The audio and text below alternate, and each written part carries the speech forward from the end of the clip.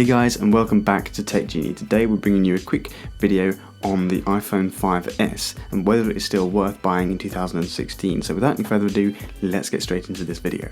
Okay, so we did do a comparison between the iPhone SE and the iPhone 5S a few weeks ago, so I'll leave that video linked down below if you want to go and check that out. But a lot of people have asked us to do a more in-depth review of the iPhone 5S after that. So this is it guys, I hope you enjoyed this video. Okay, so the first thing we're going to talk about is the screen and how well the screen sort of performs.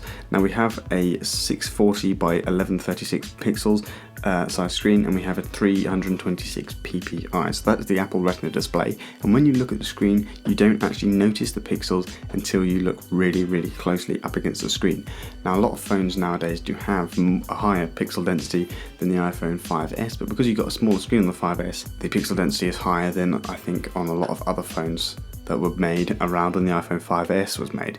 So it's a pretty good phone, it's a pretty good screen, and all the colours are pretty good. So usually the whites are really white, the blacks are really black, and all the colours are quite correct. Now the screen does also get very bright, but it can also get very dim as well, depending on what lighting you're in. So it's a really good range there depending on where you are. Okay, if we look around the phone and we look at the design, on the bottom we obviously have the thumbprint scanner. Now this was the first iPhone to have the thumbprint scanner. I did mention in the iPhone 5S versus SE video that they have the same thumbprint scanner. Now they have the same thumbprint scanner, however if you do watch that video, you will see there is a pretty obvious difference between the speed of the SE and the speed of the 5S in unlocking the phone. I had to try a few times in the 5S to unlock it, and in the SE it just unlocked immediately. Now this is because on the iPhone 5S you have got the Apple A7 chip. Now this is obviously going to change the speed difference, but if you're just using the 5S without comparing it to any other phone and without comparing it to the iPhone SE, you don't actually notice a difference. Okay, so looking at the bottom, we have the lightning connector and we have the speaker. The speaker isn't the best, it goes quite loud, it's not really got the best range, it's just a mobile speaker really, it's the same as most of them. I wouldn't use the speaker too often, it's not the best. I would probably invest in some headphones if you're going to want to listen to music a lot.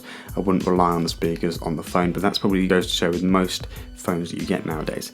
Okay, so on the left hand side as we go around the phone, you see we have the two volume buttons. Now after having used this phone for a while, there's no problem in build quality, they're still holding up fine, still really tactile and clicky, there's no problem there. And then you have the mute slider, that's still fine, there's nothing really to talk about in that area.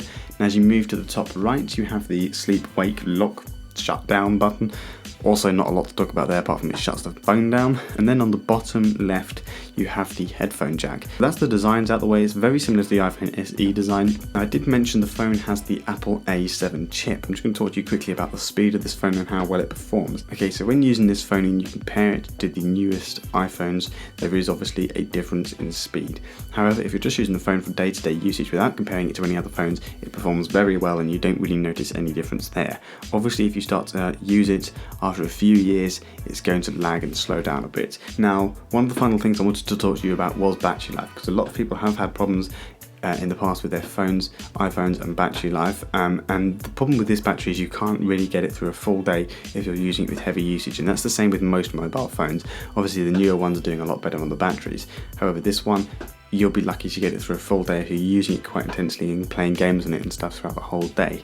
However, when you do start to open the camera and start to use that, it does drop the battery pretty quickly. Now that leads me on to talk about what the camera is and how it performs. Now on the back we have an 8 megapixel camera, so it only shoots 1080p video, so it's still a very good photo and video for the iPhone 5S.